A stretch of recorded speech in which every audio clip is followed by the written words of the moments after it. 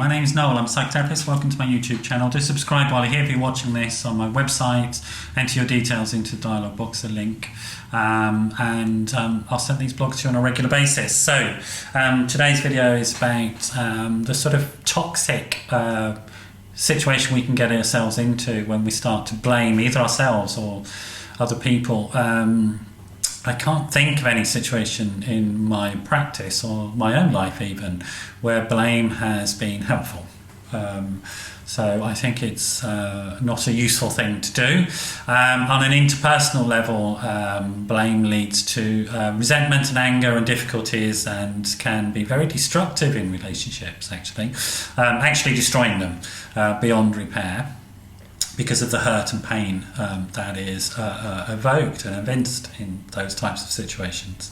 And blaming oneself is equally as painful and toxic, and is often about avoiding difficult feelings and being able to use those difficult feelings, the information it gives us, to resolve issues either on an interpersonal level or within ourselves. So blame, I think, is often a smoke screen for something else. It's a way of diverting attention from the real issues. So blame can destroy a relationship but stop the process of healing a relationship. Sort of blame and victimization go together.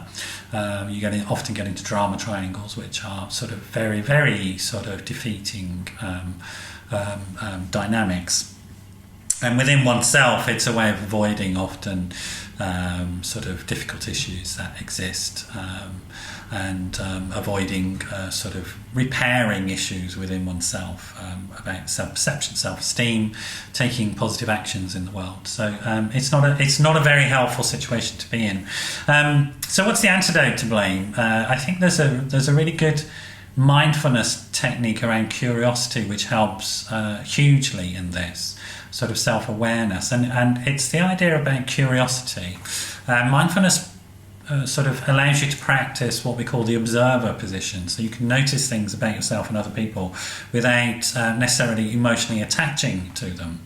So you have some sort of emotional space from things. Doesn't mean you don't feel, of course you do feel, but you may notice the need to blame somebody, and then you may be able to ask yourself some questions about it. What am I feeling that makes me want to judge somebody at the moment? What am I feeling that makes me want to judge myself at the moment? What am I feeling? What's beneath all of this? What are the feelings that are beneath all of this that lead me into a judgmental position? What's being triggered in me, maybe in my past? Get curious, ask yourself some of those questions around what's going on. Try and look at the underlying issues. Being curious about something rather than blaming and labelling is actually very good practice neurologically, in terms of the health of your brain and in terms of allowing your personality to grow and your interpersonal skills to grow.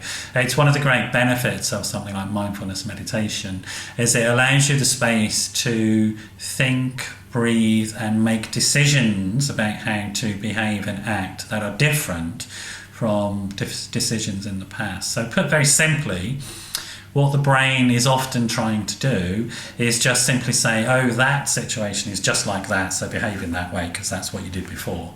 So it's automating processes, if you like.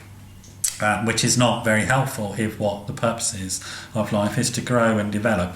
It's useful when it comes to things like driving a car. You don't want to be overthinking driving a car. And it's useful on an everyday level in terms of our interactions with people. If we have a good sort of emotional repertoire with people, we can go into autopilot around caring and loving for somebody. But when we need to learn something new, we have to put our brains in what's called a strange situation so that we can't rely upon current experience triggering habits or behaviours that we've learned from the past. We need to get into a new situation and make the brain grow, if you like, grow new structures and networks. And mindfulness is great at that, particularly this observer position. It allows us to stop and then think about doing something differently. The doing something differently by asking ourselves these questions without a sort of automatic response is actually what gives us a space in which to allow things to change, allow ourselves to change and allow our skills in relating to somebody to change. Mindfulness is a great tool. I teach it to people, so do get in touch if you'd like to learn more about it. My number is 07506 319 745. That's 07506 319 745. Do give me a call if you're finding yourself caught up in sort of very difficult blaming situations. They are difficult to get out of. It is possible. This, along with a few other techniques that I know can be very helpful. Thanks for joining me today. Hopefully I'll see you again another time. Bye bye.